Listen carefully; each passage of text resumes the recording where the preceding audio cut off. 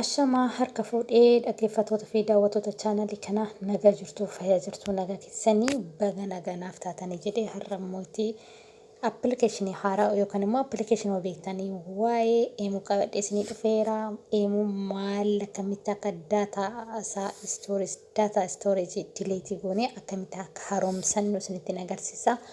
Akkasumas immoo wantoonni eemuudhaan isiniif ergamu otoo hin badin jechuudha. Suuraa isaa ta'u viidiyoo isaa ta'u otoo isin jalaa hin badin jechuudha. Garuu eemuun deebi'ee seenisiin jechuu danda'a.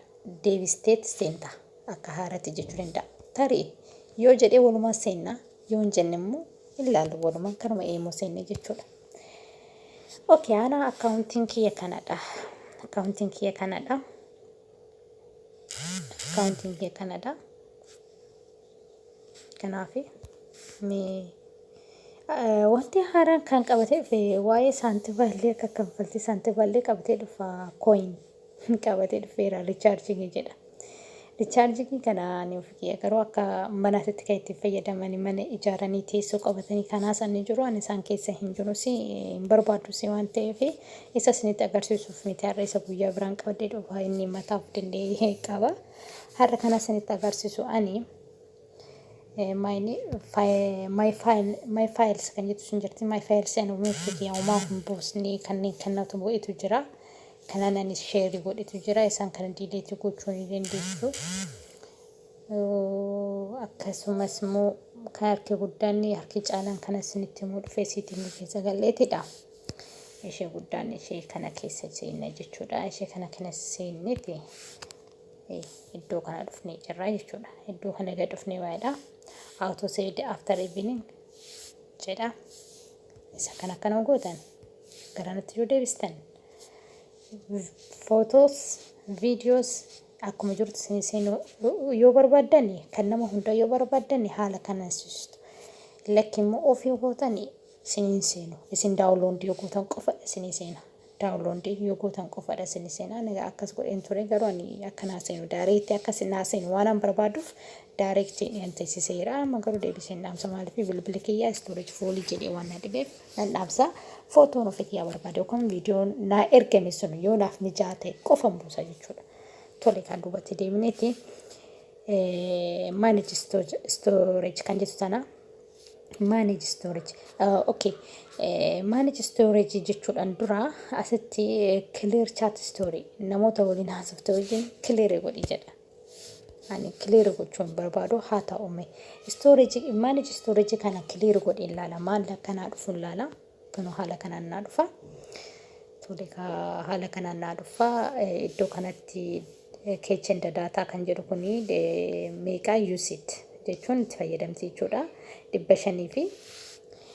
517 megabayitiidha jira.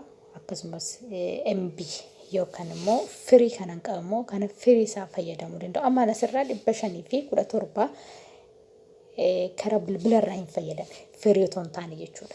Kan biraa mootii 10 qabxii tokko GB firiidha. Dhufteennoo iddoo tana yommuu geessu iddoo kanatti na rakkisaa deema jechuudha. Firii waan taateef amma munaaf hin taatu 10 jechaan baay'ee dhumtii ni beektu. Kanaaf immoo clear godheen ilaalla. Walumaan clear goonee ilaallati. Fakkeenyaaf asitti iddoo kana yoo dhufni maal jedhaa media and the files on chat clear. Clear. Mee godhee ilaalu clear. Duwwaa ta'eera. Toleme duwwaa ta'eera. Duubatti deemnee ilaalla maal akka clear ta'e. Asinitti meera gumaan dura seenu gumaan dura isa qabadhee seenu inni kana sinin jedheera. Isa kana sinin jedheera. Isa kana naa bilbilee maanne bal jedheen gaafadhee naan deebisnee oomtuun clear hin taane jechuudha iddoo kana. In deemna seenna. Isinitti fakkeenya isinii fudhachaa deema. Fakkeenyaan isinii hojjechaa deemu kana yoo hojjettani bilbilli keessan nageenya horata jechuudha. Nageenya qabaata jechuudha. Kanaaf ammas deemnee siitiinga isaa storage keessa seenneetidha. Maal godha duratti maalan godhe duratti ishii kana clear storage hin goone. Amma delete all story hin godhu maaliif hin godha haa taa'u.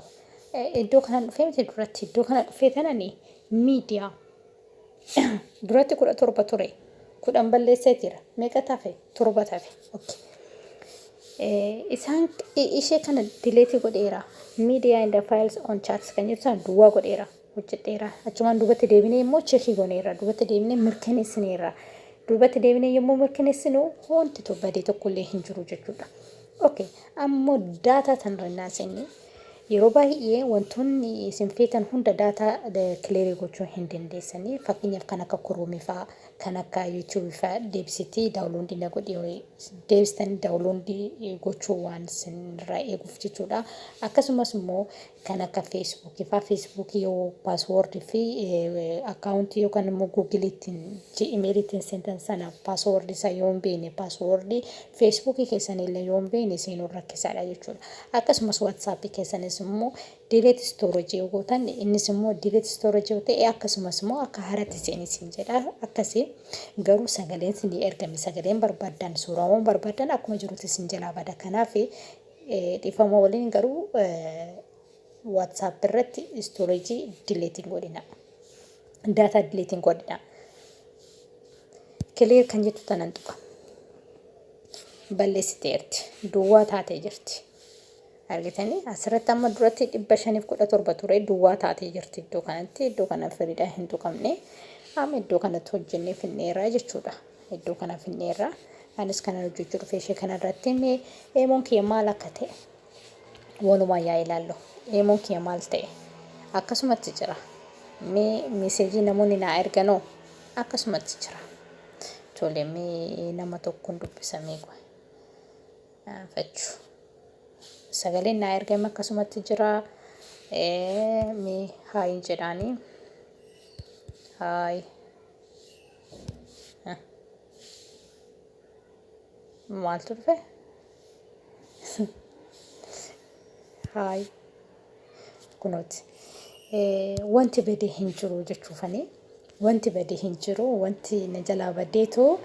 Na jalaa badee jedhee itti rakkadhu tokko hin jiru. Bilbilli kiyya maal ta'a asirratti of eeggannoo cimaadhaan innoo storage fuulii ta'ee storage fuulii sana yommuu dileete godhu bilbilli kiyya nagaa hin horata jechuudha. Nagaa horata jechuudha.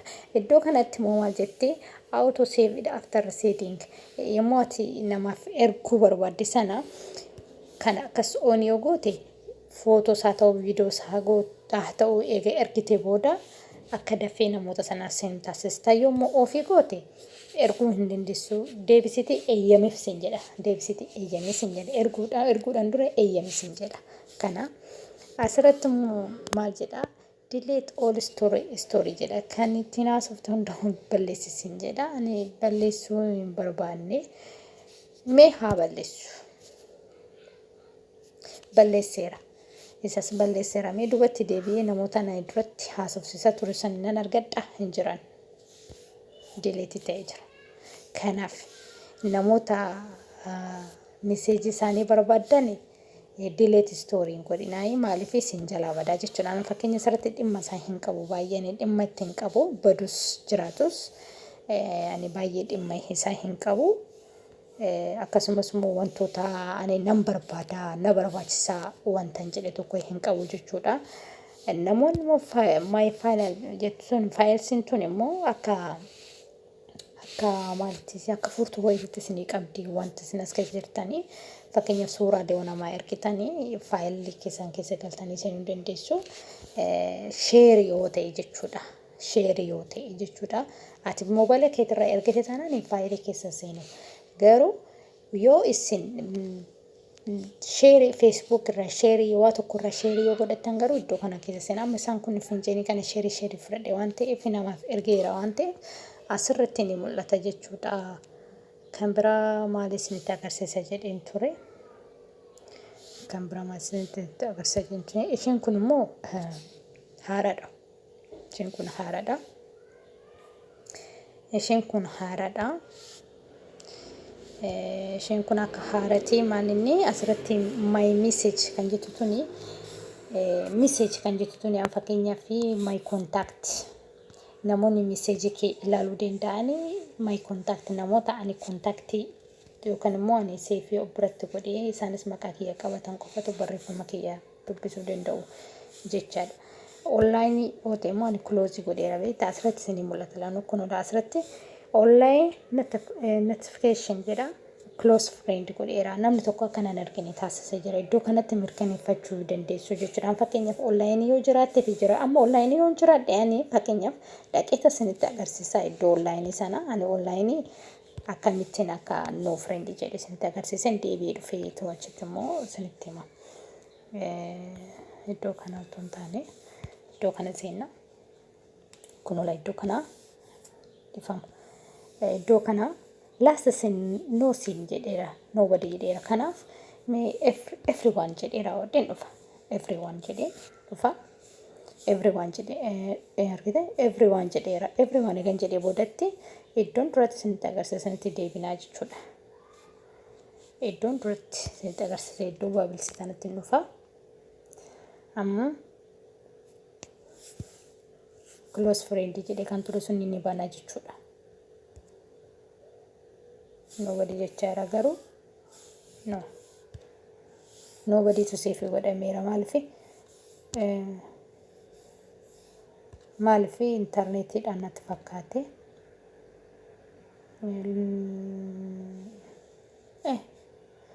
everyone godheeraan fi kiyaafi maaliif akka seenuu dide garuu hin beekne garuu sitti agarsiisa. Kunuula asitti barreessee jiraan nan dogoggore iddoo kanatti amma namoonni haaraan ni dhufanii yeroo kam akka onlaayinii seente nobody kan jedhe tana jechuudha.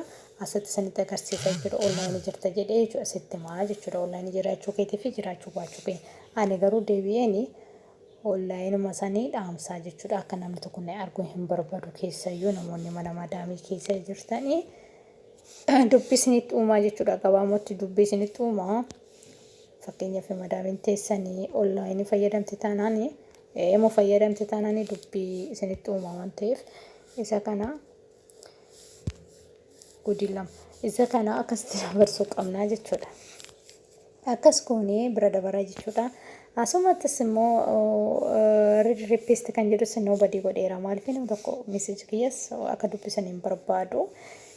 Who can call me kan jedhu everyone godheera garuu everyone godheera everyone gochuurra my contact namni naa bilbiluu danda'u namoota ani maqaa isaanii siifii godhee fi kan maqaa koo siifii godhatan qofatu naa bilbiluu danda'an namoonni hundi akkuma isin naa bilbiluu hin danda'u kanaan bilbila ofirraa cufuu hin dandeessu jechuudha.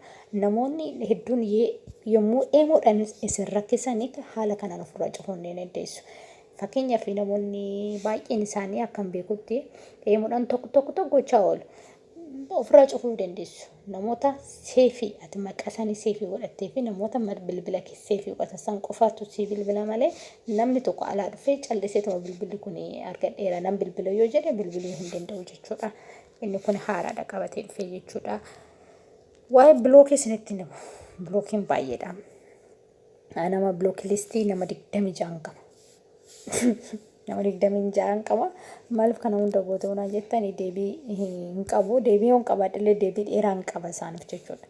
Kana block calls ni amma block calls deebisnee yemna namoota blockii godhe sana yommuu deebisedha kana sitti mul'atu. Namoota nani blockii godhe sana yommuu deebisetu bilbileef iddoo kanatti mul'ata jechuudha. Iddoo kanatti akkuma isinitti agarsiisee namoota nani kontaaktii godhu qofatu naa bilbiluu danda'a namni kamiyyuu bilbiluu danda'u. Iddoo kanatti repeat kan jedhus akkasuma chaatiin illee akkasuma kan biraa maaliin qabadhee isiniif fayyadeen ture.